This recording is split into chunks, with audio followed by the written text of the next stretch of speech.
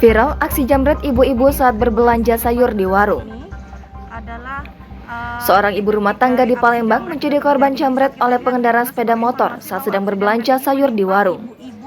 Peristiwa itu terjadi persis di pinggir Jalan Enggano, Kelurahan Lorong Pakjo, Kecamatan IB1 Palembang.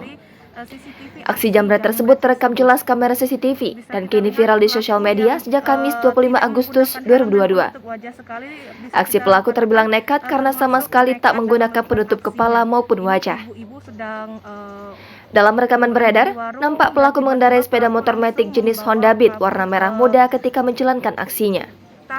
Korban saat itu sedang asik memilih sayur di antara ibu-ibu lain yang juga sedang berbelanja. Sementara tas kecil korban selipkan di antara lengan kirinya. Memanfaatkan momen tersebut, pelaku melanjutkan motornya dengan perlahan ke arah warung. Hanya dalam hitungan detik, pelaku lalu menarik tas kecil milik korban dengan menggunakan tangan kirinya, kemudian pergi meninggalkan lokasi. Sedangkan korban hanya bisa berteriak kaget mengalami peristiwa tersebut.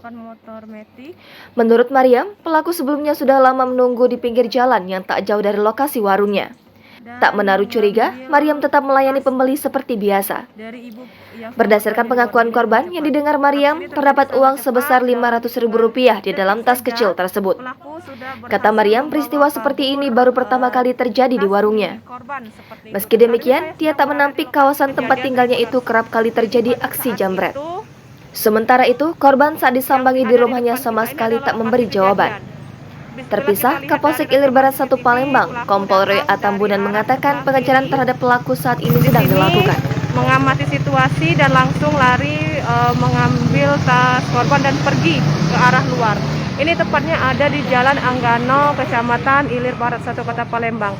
Dan dari informasi yang kami terima bahwa korban sendiri sudah membuat laporan ke kepolisian dan saat ini polisi juga sedang melakukan pengejaran terhadap pelaku. Jangan lupa subscribe, share, komen, dan like ya.